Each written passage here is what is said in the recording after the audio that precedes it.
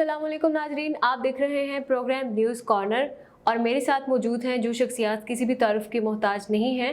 2002 से 2014 तक उन्होंने डिफरेंट एम्बेसी में जॉब की और सोशल मीडिया इन्फ्लुएंसर हैं, यूट्यूबर हैं और टिकटॉक पे भी इन्होंने ढेर सारी इन्फॉर्मेशन लोगों को देते हैं। नाइल कंसल्टेंट के CEO समीर चौधरी साहब हमारे साथ मौजूद हैं, तो मिलते हैं इनसे। समीर चौधरी साहब, अस्सलाम वालेकुम सबसे पहले। वालेकुम अस्सलाम। और आपके टाइम देने का बहुत शुक्रिया। Thank you very much. कैसे आप? खैरियत अल्लाह का से? शुक्र, बहुत मेहरबानी। थैंक यू जी। आप सुनाएं? मैं बिल्कुल ठीक हूँ thank you for sir. Inviting us and coming over here. बहुत शुक्रिया सर, बहुत शुक्रिया। तो सबसे पहले आप मुझे ये बताइएगा कि जिस तरह से आजकल के हालात पाकिस्तान के हैं, ढेर सारे लोग कुछ स्टडी के हवाले से बाहर जाना चाहते हैं, कुछ जॉब के हवाले से, कुछ बिजनेस के हवाले से बाहर जाना चाहते हैं, तो उनके लिए क्या प्रोसेस होता है? और आप सबसे पहले ये भी बताएं कि वीज़ों की इकसाम कितनी है? ठीक हो गया जी। फर्स्ट ऑफ ऑल जी, वीज़ों की जो ऑप्शंस हैं वो तो खैर बहुत ज़्यादा है। और हम जब मैं एप्लीकेंट होता हूँ, जब मैंने किसी मुल्क का वीज़ा अप्लाई करना हो, तो सबसे पहले मुझे देखना है कि मेरी प्रोफाइल किस कैटेगरी में फिट होती है।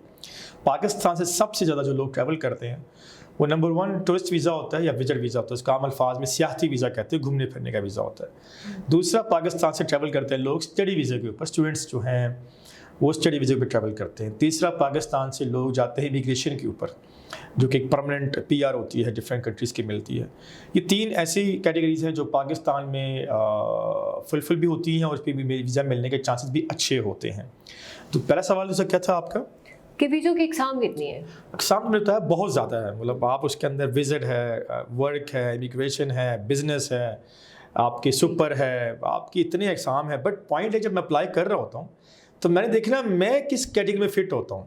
अगर मैं उस कैटेगरी में फिट ही नहीं होता तो मैंने उस ऑप्शन का क्या करना है। ये काम है कंसल्टेंट को बताना, उसका काम है आपको डिफ़ाइन करना आपकी प्रोफाइल को देखते हुए कि आप किस कैटेगरी में जो है फिट बैठ सकती हैं। ठीक है, तो आपके पास एक ऐसा बंदा आता है जिसको बिल्कुल भी कोई नो हाउ नहीं है, तो आप उसको कैसे सेटिस्फाइड करते हैं कि अगर वो कहता है कि 100% आप पे वो ट्रस्ट करें? जी, फर्स्ट ऑफ ऑल जी अल्लाह का शुक्र है, लोग नाइल कंसल्टेंट पे 100% ही ट्रस्ट करते हैं। हमने अपने यूट्यूब पे लोगों को सच्चाई बताई है। अच्छा, अब एक लेमैन आता है, इसको कुछ भी नहीं पता। नंबर 1, मैं और मेरी टीम पहले हम चेक करते हैं इसकी एलिजिबिलिटी क्राइटेरिया क्या है। फर्स्ट ऑफ ऑल वो कंट्री सेलेक्ट करता है कि जी मैंने किस मुल्क में जाना है। मैं एक बात क्लियर कर दूँ, यहाँ पर जितने ममालिक पाकिस्तान एम्बेसीज जिनकी एम्बेसीज है या दुबई में है, उनकी मैक्सिमम ममालिक की रिक्वायरमेंट्स एक है। रिक्वायरमेंट क्या है? अगर आप घूमने फिरने जा रहे हैं, आप टूरिस्ट वीज़े पे जा रहे हैं, आप विजिट वीज़े पे जा रहे हैं, तो आपके पास सोर्स ऑफ इनकम, ज़राए आमदन होनी चाहिए। अब ज़राए आमदन के अंदर भी 2 ऑप्शन हैं। नंबर 1, आप जॉब करते हैं या आप बिज़नेस करते हैं या आपके साथ पार्टनर हैं या कोई आपको फंडिंग कर रहा है। तो हम जब कोई बंदा आता है, हमारे पास क्लाइंट आता है, हम उसको चेक करते हैं, तो हम वहाँ से आइडिया लगा लेते हैं कि एलिजिबल भी है या नहीं। अगर एलिजिबल नहीं है तो उसको हम तैयार करवाते हैं, रेडी करवाते हैं। प्लीज़ आप कुछ टाइम बाद ये पेपर जो है रेडी करके आएँ, तो हम आपका वीज़ा अप्लाई कर लेंगे। बाकी लगना अल्लाह के हाथ में, हमारे हाथ में तो नहीं है। ठीक है, बिल्कुल आप सही कह रहे हो। और क्या पाकिस्तान के शहरियों के लिए, आप जिस तरह से पाकिस्तान के इमेज बना हुआ है दूसरे कंट्रीज़ में, उसके लिए कोई स्पेसिफिक रूल भी होता है क्या? नहीं, ये बड़ा अच्छा क्वेश्चन पूछा वैसे आपने। नहीं, ऐसे कोई स्पेसिफिक रूल नहीं है। जब मुल्क, या मैं एग्जांपल कनाडा की बात करूं या USA की बात करूं, UK की बात करूं, जब कोई भी मुल्क पॉलिसी डिफाइन करता है तो वो पॉलिसी एक स्पेसिफिक एक कंट्री के लिए नहीं होती। वो पॉलिसी जो होती है वो मुल्क दुनिया के लिए होती है कि जिसने भी जहाँ से अप्लाई करना है उसकी ये रिक्वायरमेंट है। उसमें पाकिस्तान, इंडिया, अफगानिस्तान, बांग्लादेश, कोई भी हो, रिक्वायरमेंट की एक ही होती है। तो ये ऐसे स्पेसिफिक पॉलिसी नहीं बनती किसी मुल्क के लिए। ज़बरदस्त हो गया, ठीक है। तो आप ये बताएं सर कि जैसे बहुत सारे फेक लोग होते हैं, लोग इतने परेशान होते हैं कि उनका इतना ज़्यादा नुकसान हो जाता है, वो फेक लोगों के पास चले जाते हैं और उनको आगे से कुछ लोग तो इस तरह के भी होते हैं कि अपने घर का कीमती सामान तक भेज देते हैं। ऐसे ही। तो सर आप लोग उनको कैसे आप एडवाइस करते हैं और उनको कैसे ट्रस्ट होता है आप पे कि आपके काम को देखते हुए वो ट्रस्ट कर सकें कि आपका काम अच्छा है और वो आगे फर्दर प्रोसेस करें? नंबर 1 देखिए, फर्स्ट ऑफ ऑल हमारे इस कंसल्टेंसी फर्म के अंदर ये ऐसा एक ये बिज़नेस है जिसके अंदर हर क्लाइंट यही पूछता है, सर मुझे गारंटी दे वीज़ा की। और मैं इसका जवाब एक ही देता हूँ, कोई भी कंसल्टेंट या एजेंट आपको गारंटी देता है वीज़े की, तो आप समझ लीजिए वो झूठ बोल रहा है आपके साथ। फेकनेस यही स्टार्ट होती है। इसका एक प्रोसेस है। इसके मैं थोड़ी सी एग्जांपल लेता हूँ।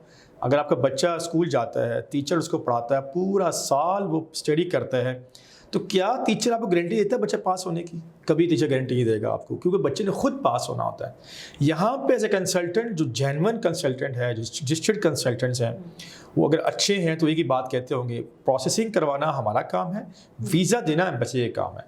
लिहाजा दूसरा, अगर एक आदमी आपसे अमाउंट, एक हैवी अमाउंट मांग रहा है, तो समझ लें कि वो अमाउंट में वीज़ा नहीं मिलेगा आपको, वो अपने घर वगैरह बना लेगा, कोई प्लॉट शॉट ले लेगा पैसों से, वीज़ा आपको नहीं मिलने वाला।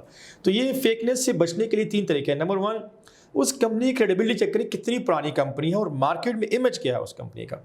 नंबर 2, मैं अगर नाइल की बात करूँ, नाइल पाकिस्तान के अंदर टॉप ट्रेंडिंग कंपनी गूगल के ऊपर है। ये मैं नहीं कह रहा, ये गूगल कहता है। वो क्या होता है, अब ट्रेंडिंग क्या होता है, ट्रेंडिंग ये होता है सबसे ज़्यादा सर्च करने वाली गूगल पे कंपनी नाइल कंसल्टेंट है। तीसरा पॉइंट तक आप कहती है हम पे लोग ट्रस्ट कैसे करते हैं। मैंने अल्लाह पाक का बड़ा करम है, यूट्यूब के ऊपर लोगों को सच बताया कि वीज़ा जो देता है वो एम्बेसी देती है, समीर चौधरी या नाइल कंसल्टेंट नहीं देता। हाँ, हम फैसिलिटेट करते हैं, हम आपका प्रोसेस में हेल्प करते हैं, बट देना ना देना एम्बेसी के हाथ में है। इस सच्चाई को लेकर हमने 4-5 साल लगाए।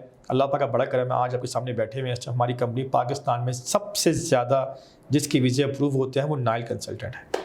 नाइस सर, आप मुझे ये भी बताएं कि जैसे अच्छा लोगों की मतलब आप जैसे कह रहे हैं लोग सर्च नहीं करते उसमें, लोगों को चाहिए कि वो गूगल से सर्च करें, लोग सुनी सुनाई बात पे वो ट्रस्ट करते हैं और फिर वो गलत लोगों के हाथे आ जाते हैं ना। बिल्कुल ऐसे तो आप इन लोगों को मतलब इस टाइप के लोगों को क्या एडवाइस करेंगे कि वो क्या करें? देखिए, फर्स्ट ऑफ ऑल आपने सर्च किया, रेफरेंस भी होता है, कुछ शक वाली बात ही, रेफरेंस हमारे मुल्क में रेफरेंस बहुत चलता है।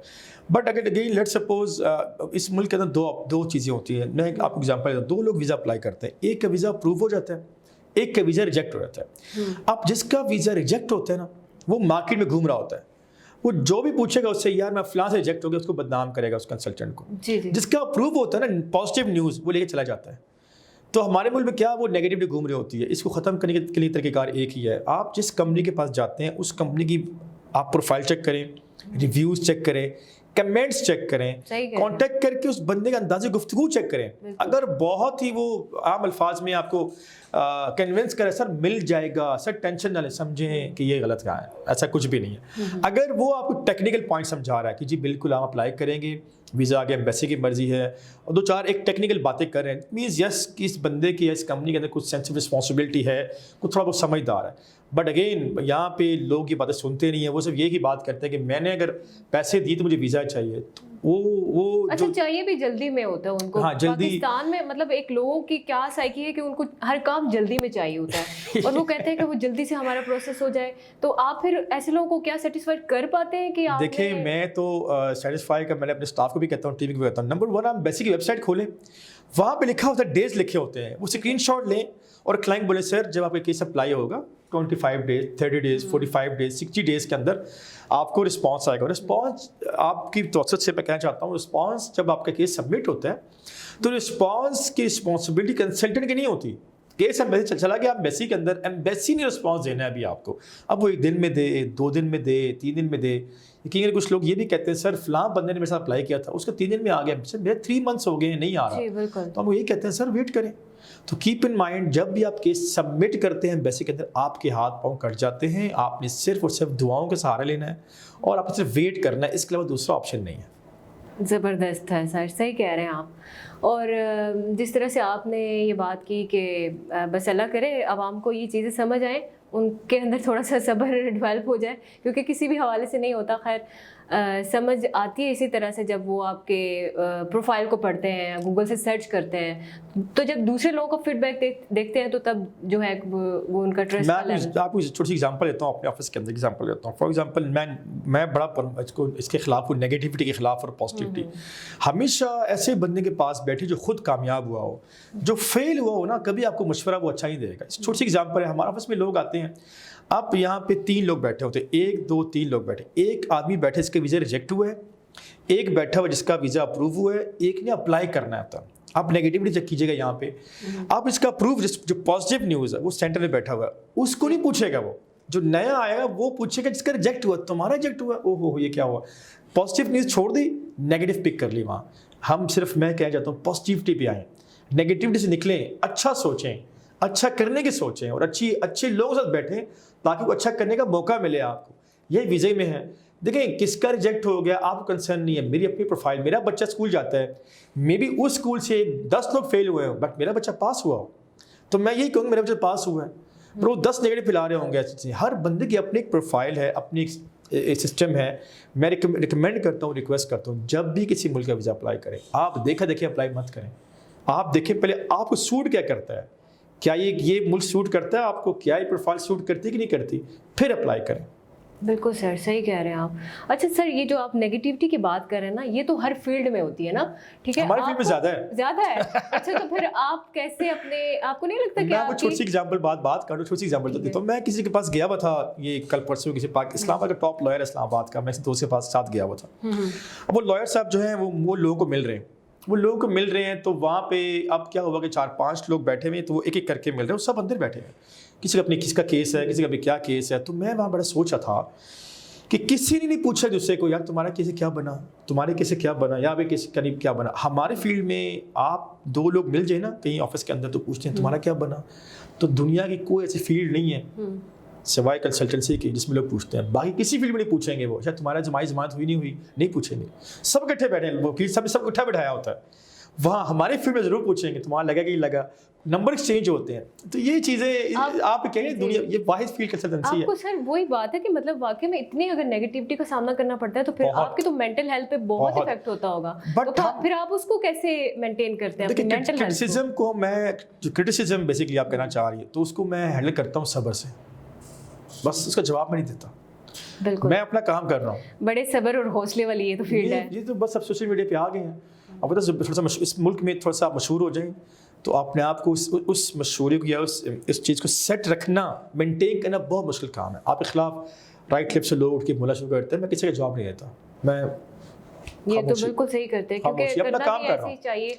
हमें अपनी तरफ से 100% देना चाहिए और रिजल्ट अल्लाह की अल्लाह का तरफ। शुक्र हम देते हैं, उसकी वजह से अल्लाह ने कामयाबी दी है। बिल्कुल, अल्हम्दुलिल्लाह। और जैसे अच्छा, मुझे ये भी बताएं कि क्या इसके प्रोसेस के लिए किन किन डॉक्यूमेंट्स की ज़रूरत होती है? अच्छा, इनके प्रोसेस के लिए अगेन मैं वही बात करूँगी, फर्स्ट ऑफ ऑल आपने सिलेक्ट करना है कि किस कैटेगरी में जाना चाहते हैं। आप नॉर्मली अगर बात की जाए तो पाकिस्तान से जो लोग जाते हैं वही विजिट वीज़ा है, तो उसमें विजिट वीज़ा में ये होता है मैं घूमने जा रहा हूँ। घूमने जाने का मतलब है मेरे पास फंड्स हैं, फंड्स के मतलब ये है कि पैसा क्लोजिंग बैलेंस भी है, बैंक स्टेटमेंट भी मेरे पास है। बैंक स्टेटमेंट के अंदर 2, या तो बिजनेस कर रहा हूँ तो उसकी ट्रांजैक्शन होनी चाहिए, और आप जॉब कर रहे हैं तो जॉब के सैलरी अकाउंट में आनी चाहिए, कैश की स्लिप भी कुछ एम्बेसी वो एक्सेप्ट करती हैं। प्लस आपका प्रूफ क्या है कि आप बिजनेसमैन, आपके एंट्री होना चाहिए, SCCP से रजिस्टर्ड होनी चाहिए आप, या जो को ट्रेड मार्क्स है वहाँ से रजिस्टर्ड होना चाहिए। तो आप ज़राए आमदन जितने अच्छा डिफाइन कर सकेंगे उतने ही आपको वीज़ा मिलने के चांस होते हैं। ये नंबर 1। दूसरी कैटेगरी वर्क परमिट, मैं जॉब के लिए जा रहा हूँ। अब फॉर एग्जांपल डॉक्टर है, वो उसको जॉब ऑफर हुई है कनाडा के अंदर, तो जब तक वो पाकिस्तान की कोई एक्सपीरियंस शो नहीं करेगा डॉक्टर का, सर्टिफिकेट शो नहीं करेगा डॉक्टर का, उसको जॉब मिलने के चांस नहीं होंगे। तो इसके लिए आप जब किसी भी रेलिवेंट फील्ड में आपको रेलिवेंट डॉक्यूमेंट भी चाहिए होते हैं। तीसरा पॉइंट स्टडी वीज़ा है। अब एक बच्चा FA किया हुआ, उसने उसकी रिक्वायरमेंट क्या होगी, डेफिनेट डिग्री होगी उसकी, और कोशिश करेंगे फ्रेश, अगर आपने FA फ्रेश किया हो या आपने कोई भी एजुकेशन डिग्री FA हो गई या आपकी बैचलर्स हो गई या आपकी मास्टर फ्रेश की हो, तो चांस ज़्यादा होते हैं कि आप दूसरे मुल्क में जाकर स्टडी वीज़ा के चांसेस मिलने के चांस ज़्यादा होता है। हमारे मुल्क में क्या होता है, 4-5 साल बाद फ्री होते हैं। हम FA मैंने किया या बैचलर्स किया, 4-5 साल फ्री हो गए, उसके बाद मैंने सोचा मैं स्टडी वीज़ा अप्लाई करूँ ताकि मैं उस मुल्क में जाऊँ। जब वीज़ा अप्लाई करते हो वीज़ा सोचते हैं कि उसको 4-5 साल बाद याद आया कि मैंने पढ़ना है, इट मीन्स ये बंदा फेक है, ये बंदा जेन्युइन बंदा नहीं है। अगर वो जेन्युइन रीजन उसमें मेंशन करेगा तो उसको हाँ, जेन्युइन रीजन, यस बिल्कुल, जेन्युइन रीजन मेंशन करेगा। मैं 3-4 साल जी मैंने काम किया, मैंने पैसा इकट्ठा किया, मैंने इनकम जनरेट की और मैं अप्लाई कर रहा हूँ, ठीक। अब वो 3-4 साल की इनकम कहाँ से आई, डॉक्यूमेंट्स में एविडेंस, जितने ज़्यादा डॉक्यूमेंट्री एविडेंस देंगे। एम्बेसी पेपरों की बुक ही है बेसिकली, जिस तरह कोर्ट पेपरों का बुक है ना, पेपर दिखा, पेपरों को वकील पेपरों से देता है, इस तरह एम्बेसी भी यही डिमांड करती है, जितने अच्छे पेपर जितना अच्छा लिखेंगे उतने ही चांस आपके ज़्यादा होंगे किसी भी कैटेगरी में वीज़ा लेने के लिए। अच्छा, मेल और फीमेल स्टूडेंट्स के लिए क्या स्पेसिफिक रूल्स हैं या फिर स्पेसिफिक कंट्रीज़ के लिए आप उनको बताना चाहेंगे? क्योंकि मोस्टली हमारी जो पाकिस्तानी फ़ीमेल्स हैं वो बहुत ज़्यादा सोच समझ के हम लोगों ने अप्लाई करना होता है कि किस कंट्री का इन्वायरमेंट कैसा है, स्टडी के हवाले से हो या वर्क के हवाले से हो। क्या उसके लिए कोई स्पेसिफिक रूल्स होते हैं? नहीं, देखिए मेल फीमेल के लिए स्पेसिफिक रूल्स तो नहीं है, बट हमारे कल्चर के अंदर है कि हम फीमेल को अकेले मतलब नहीं भिजवा आते हैं स्टडी के लिए, तो उसमें तो हमने सोचना है, बट स्पेसिफिक रूल्स कहीं पर भी नहीं होता कि आप जी मेल का अलग रूल है। मैंने बताया कि पॉलिसी जब बनती है तो स्पेसिफिक सब ममालिक के लिए एक ही बनती है, ख्वाह वो मेल अप्लाई करे ख्वाह फीमेल अप्लाई करे। आपने दूसरी बात की इन्वायरमेंट के लिए, देखिए इन्वायरमेंट के अंदर हम अगर बात करें पाकिस्तान से सबसे ज़्यादा जो लोग ट्रैवल करते हैं स्टडी के लिए वो यूके है। नंबर 1 यूके बहुत ट्रैवल करते हैं लोग, ऑस्ट्रेलिया बहुत ट्रैवल करते हैं, कनाडा ट्रैवल करते हैं और शेंजन में स्वीडन। अब अगेन इन्वायरमेंट मेरे पे डिपेंड करता है कि मैं किस जगह बैठूँ। अगर ऐसी गैदरिंग है जहाँ मुझे सूट नहीं करती तो मुझे वहाँ बैठने की जरूरत नहीं है, तो मैं इसको ओवरऑल इन्वायरमेंट के साथ कनेक्ट नहीं करूँगा, वो मेरे पे डिपेंड करता है। तो उसमें ऐसी कोई चीज़ नहीं है, बट यस वहाँ के रूल्स अच्छे हैं। अगर आप ट्रैवल करते हैं, खुदा खासा कोई मसला होता है तो गवर्नमेंट साथ देती है, इसमें कुछ ऐसा कोई इशू नहीं है। बिल्कुल ज़बरदस्त है सर, सही है। और सर ये भी बता दीजिए कि जैसे मतलब फ्रॉड के आगे हमारी बात हुई तो बहुत सारे लोगों का ये होता है कि हमें कम पैसों में हमारा काम हो जाए, तो आप लोगों को कैसे वो करते हैं कि जैसे आपका वो है एक है कि जो वीज़ा है वो लाखों में नहीं हज़ारों में है। बिल्कुल, बिल्कुल मेरा एक लोगो है जी, बिल्कुल वीज़ा लाखों में नहीं हज़ारों में, बात जेन्युइन भी है। तो इस बात पे कैसे लोग ट्रस्ट करते हैं, क्योंकि बहुत सारे सोसाइटी में तो फेक एजेंट्स बैठे हुए हैं, तो आपकी बात पे कैसे? जब मैंने ये काम स्टार्ट किया 2014 में स्टार्ट किया, तो मैं तकरीबन 3 साल मैंने कोई काम नहीं किया। जहाँ भी मैंने ऐड लगाया वहाँ से एक ही बात आई, आप 50,000, उसमें मेरी फ़ीस ही भी 10,000 रुपये फ़ीस, फाइल प्रोसेसिंग फ़ीस 10,000 रुपये थी। कहते हैं फलां आदमी 50 लाख में दे रहा है, आप 10 में दे रहे हैं। तो 3 साल मेरे पास काम नहीं हुआ, मेरे बच्चे स्कूल से, मैंने अपने बच्चों को स्कूल से निकलवा लिया था। अच्छा। मगर मैंने सच को प्रमोट किया, मैंने पीछे नहीं हटा। अब ये लोगों का मतलब क्या है, वीज़ा हज़ारों में, लाखों में नहीं हज़ारों में। एम्बेसी फ़ीस पाकिस्तान के अंदर वेरी करती है, एक मतलब कोई एम्बेसी 30,000 ले रही है अपनी वीज़ा फ़ीस, कुछ 40 है, कुछ 50 है, ये एम्बेसी फ़ीस है। प्लस आपकी जो कंसल्टेंट है आपका, हर बंदे का अपनी फ़ीस है, कोई लाख ले रहा है, कोई 2 लाख, अपनी फ़ीस है, वो एक्सपीरियंस के मुताबिक और उस ब्रांड के मुताबिक फ़ीस चार्ज करता है। तो ये नॉट अबाउट 2-2.5 लाख बन जाती है। एग्जाम्पल देता हूँ मैं आपको 50 लाख रुपये में बंदा वीज़ा कैसे दे रहा है, क्या वो अलग एम्बेसी से देगा आपको? वो एम्बेसी पाक दुनिया में एक मुल्क में एक एम्बेसी होती है, उससे दरवाज़ा एक ही होता है। वीज़ा अप्लाई करने के तरीके कि आप ऑनलाइन सबमिशन करते हैं। जो 50 लाख में दे रहे हैं, क्या वो कोई डेफिनेटली मैं तो यही कहूँगा वो अपने घर में स्टिकर लगा के बैठा, वो जो देगा आपको फेक ही देगा ना आपको। बिल्कुल, वो जो अप्लाई ही नहीं कर रहा आपका। और ये वाकई आप हमारे पास जो भी क्लाइंट आता है, हर दूसरा क्लाइंट बेचारा फ्रॉड के हाथ चढ़ा होता है। सर मैं पहले 35 लाख दे चुका हूँ, सर मैं 40 लाख दे चुका हूँ। तो मैं एक सवाल पूछता हूँ, यार आप नॉर्मल कंसल्टेंट को 15-20 हज़ार देते हुए आपको ना इतने सवाल पूछते हैं, तो जिसको आपने 40 लाख दिया है क्या सवाल ही पूछा आपने उससे? बड़ा हैरान होते हैं इस बात के ऊपर। लिहाजा बिल्कुल मत, लाखों में वीज़ा नहीं मिलता आपको। अच्छा, ऐसे लोग भी तो आपके पास आते हैं ना कि जो ऑलरेडी इतने फ्रॉड से गुजरे हुए, बिल्कुल बहुत तो वो आप पे कैसे ट्रस्ट करते होंगे? क्योंकि लोगों को गिरे होते हैं ना, ऑलरेडी गिरे होते हैं, तो फिर उनके पास और मौका नहीं होता। मैं एक ही बात कहता हूँ कि आप जितने मर्जी घूम लें, आपने वीज़ा, आपने खुद मुझे कहा था मैंने अप्लाई करना है, आपने अप्लाई करना है ना। मैं एक बात कहता हूँ, जो प्राइम मिनिस्टर ऑफ पाकिस्तान का रूल है ना, वो आप पे लागू है। ठीक है, वो क्या, जो अगर उन्होंने भी वीज़ा अप्लाई करने हैं तो उनके एक तरीके का है, आपके ज़राए आमदन क्या है, आप करती क्या है, आप कहाँ जॉब करती हैं, सैलरी क्या है, आपकी बैंक स्टेटमेंट, ये पेपर होंगे तो आप क्वालिफाई करेंगी, उसकी रिक्वायरमेंट में पूरी आएंगी, तो फिर यस नो का जवाब मिलेगा। ऐसे लोग आते हैं तो हम एक ही बात कहते हैं, डॉक्यूमेंट दे, अप्लाई करेंगे। तो अगर नहीं है कुछ तो सॉरी, हम कुछ नहीं कर सकते आपके लिए। और बाकी हर दूसरे बंदे के लाजमी ऐसे फ्रॉड पाकिस्तान में हुआ हुआ है। अच्छा सर, आपकी तो बहुत ज़्यादा बिजी एक्टिविटीज़ हैं और मतलब सबसे आपने एक खूबसूरत बात कही कि जो आपने मार्केट में अपना नाम बनाया आज तक और लोग अब आप पे ट्रस्ट करते हैं बहुत ज़्यादा, तो उसके पीछे आपकी बहुत सालों की जर्नी है, स्ट्रगल है। और सबसे ज़रूरी जो चीज़ आपने कही कि आपने सब्र किया है, आपको ढेर सारी क्रिटिसिज्म का सामना करना पड़ा और उसको देखते हुए आपने जो सब्र किया है आपको उसका फल मिलता है और ये अल्लाह का शुक्र है। और सर अब मुझे लास्ट में ये बताइएगा कि जैसे इतनी आपकी स्ट्रगल होती है और आपकी बिजी लाइफ है, आपका जो लाइफस्टाइल बहुत बिजी होता है, तो आप उसमें अपने आप को कैसे अप टू डेट रखते हैं? मैं अप टू डेट रखता हूँ, फर्स्ट ऑफ ऑल मुझे ना अपनी इस फील्ड से मुझे प्यार है, कंसल्टेंसी फील्ड से मुझे प्यार है, मेरा क्रेज़ है, मेरा पैशन है। मैं खुद को सैटरडे संडे छुट्टी होती है मुझे, उसमें कभी बैठ के वीडियो लगाता हूँ। आजकल मैंने स्टार्ट की हुई है कि मैं आप कुछ यूट्यूब पे जब मैं आ रहा हूँ तो मैं वीज़े के अलावा मैं बाकी भी कोई मालूमात जनरल इन्फॉर्मेशन लोगों को प्रोवाइड करूँ। ठीक है, तो अगर टाइम उसमें पास करता हूँ, ये जो मैंने बताया ना कि नेगेटिविटी पॉजिटिविटी, मैं आज का लेक्चर स्टार्ट कर रहा हूँ, अच्छा सोचें, अच्छा करें, तो आज का इसमें मैं अपना टाइम पास करता हूँ। बाकी मैं जहाँ भी बैठा उठता हूँ, मेरे माइंड में एक ही बात होती है कि सच बताओ लोगों को, जो यकीन करता है करे, जो नहीं करता ना करे, कोई इशू नहीं, अल्लाह देख रहे हैं। बिल्कुल, बहुत अच्छी बात की है सर, बहुत अच्छी बात की, बहुत अच्छा लगा आपसे बात करके और ढेर सारी इन्फॉर्मेशन आपने शेयर की और लोगों को बहुत ज़्यादा चीज़ों के हवाले से, बातों के हवाले से समझ आई होगी कि आप ज़रूर समीर चौधरी साहब के पास आएँ और ये यहाँ से आपको किसी भी तरह के फ्रॉड का कोई भी आपको चांस नहीं मिलेगा। तो ये तो 100% गारंटी है। और जैसे ये यूट्यूबर भी हैं, आप इनके यूट्यूब पे विज़िट कर सकते हैं और टिकटॉकर भी हैं, तो वहाँ पे भी ढेर सारी इन्फॉर्मेशन ये टाइम टू टाइम देते रहते हैं, तो आप वो भी विज़िट कर सकते हैं। और गूगल पे भी आप नाइल कंसल्टेंट है इनकी कंपनी का नाम, वहाँ पे भी आप विज़िट करें। तो सर आपका बहुत शुक्रिया, आपने टाइम दिया। और तब तक के लिए अगले प्रोग्राम के लिए, तब तक के लिए अल्लाह हाफ़िज़।